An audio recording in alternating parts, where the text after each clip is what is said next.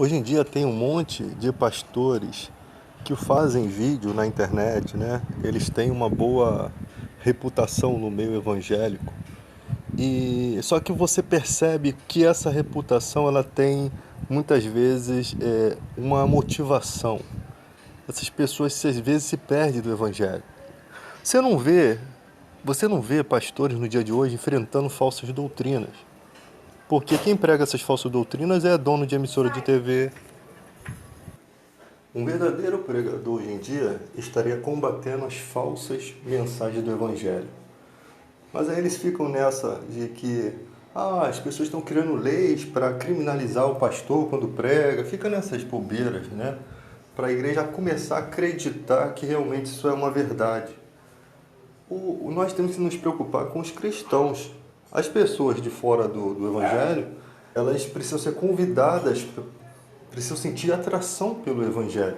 E só se sente atração pelo Evangelho quando a verdade está sendo manifesta. Quando as pessoas realmente podem confiar na igreja. Nesses últimos momentos que estamos vivendo, nesses últimos dias, a igreja não passa confiança alguma. Algumas igrejas sim, mas a maioria dos líderes não passam confiança. Né? Por quê? Primeiro porque apoia presidentes corruptos, apoia políticos corruptos, né? Suas amizades são interesseiras. Então aí você já vê que a reputação já diante do mundo, diante das pessoas que não são cristãs, já é uma coisa ruim. A pessoa, opa, essa igreja é de quem? É desse cara aqui? Não, esse cara é dessa igreja que eu não entro. O pastor daquela igreja pode ser até uma bênção, mas pelo representante dela, né, que deveria ser Jesus Cristo e não o líder da igreja, né, porque hoje em dia os caras são donos da igreja, a igreja não é de Cristo. O pastor lá na igreja dele não tem às vezes liberdade de culto, porque se ele começar a pregar a verdade e essa verdade ferir o pastor principal da igreja, o que vai acontecer com ele? Demissão. Eles não têm cajado de autoridade, porque às vezes não vivem na verdade para poder enfrentar. Por que está pregando isso? Vamos disputar aqui, vem cá. O que você acha disso, igreja? O que ele está falando, ele tem razão? É assim que se enfrenta. Não é simplesmente, o cara começou a falar aqui, é meu adversário. Tira ele. É assim que acontece hoje em dia. E a hipocrisia é uma coisa que rola, né, tranquilamente. Então você vê, o cara se envolve com a política, indica pessoas para a política. Não é uma indicação feita sem nenhuma motivação. Tipo assim, esse cara aqui, gente, ele é evangélico, ele representa a igreja, ele é um homem de Deus. Se vacilar, bota para correr, mas eu confio nele como servo de Deus. Mas eu faço isso por admiração, por reconhecimento, por anos de experiência ao lado daquela pessoa, conhecendo, não porque eu tenho um interesse. Não porque aquele cara lá dentro vai ajudar a minha empresa, porque é assim que estão vendo. É assim que eles estão vendo. Aí esse cara, quando estiver lá dentro, ele vai melhorar as questões trabalhistas, e quer dizer, eu vou ter lucro da minha empresa. É assim que está acontecendo. Isso é explícito, isso é nítido. Então, que igreja de Cristo que as pessoas estão representando? Qual igreja? Que igreja santa é essa? A gente está igual naquela época que os vikings eram considerados nórdicos, né? Considerados pagãos, enquanto os religiosos faziam coisas piores. Matavam, estupravam, faziam coisas piores. Estamos vivendo a mesma época em que o mundo e a igreja estão fazendo a mesma coisa. Né?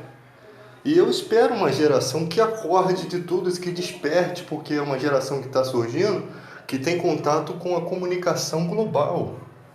Uma geração que a gente está presenciando, que tem contato com várias pessoas. Não aquela geração manipulada, gospel, que o cara fala uma coisa e a pessoa já sente que é de Deus. Isso é de Deus. Ela não apura, ela não pega os princípios do evangelho, ela não apura, ela tem que sentir. Não, ela sentir que isso é de Deus. Não, tem que ter certeza de que é de Deus. Tem que se profetizou, tem que se cumprir. A coisa tem que cumprir. Tem que acontecer. Não pode chutar o balde. Não aconteceu, mas aconteceu, não aconteceu 100, mas aconteceu 70. Não chute o balde assim. Toda profecia tem que se cumprir. Se o cara foi um homem para dizer que Deus falou, Então ele tem que arcar com as consequências. Né? E é isso que está acontecendo. Todo mundo entra pelo Evangelho, quer uma bocada, quer uma fatia desse bolo. É o que nós vemos hoje.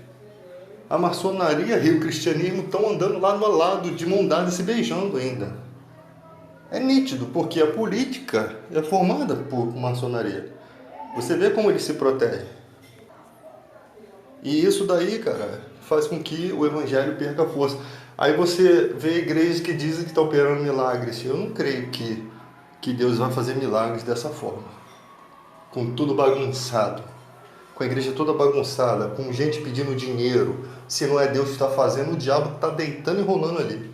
Que quando Deus faz na obra do amor. Ele faz num lugar onde está reinando o amor, onde o evangelho está realmente queimando, firme, o azeite está transbordando, as pessoas estão saindo dali felizes, estão saindo dali cheias do Espírito Santo. Mas ele não vai fazer milagre em lugar onde a hipocrisia ela está descarada, ela está escancarada, ela está tão escancarada que qualquer pessoa, até uma criança, pode enxergar a hipocrisia. Né? Porque Deus não vai fazer a sua obra maravilhosa, né, pelas mãos de qualquer pessoa. Ainda que ele possa assim fazer, porque ele pode usar a todos, mas ele não vai fazer dessa forma. Quando Jesus escolheu, ele escolheu os seus discípulos, ao qual ele cuidou, ao qual testemunhou coisas.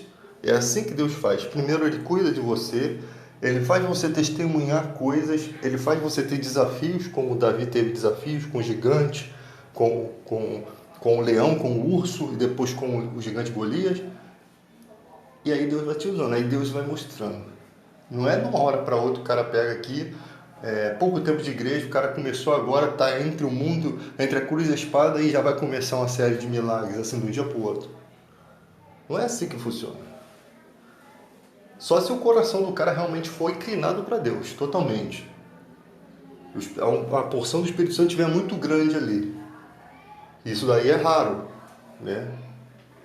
As pessoas acreditarem que o cara sai lá da vida do crime, o cara que arrancou a cabeça dos outros, matou, de um dia para o outro o cara muda, aí se torna pastor. Gente, isso é uma piada. Não é assim que funciona. Primeiro que se eu sou um cara assim, eu ia ter vergonha de aparecer.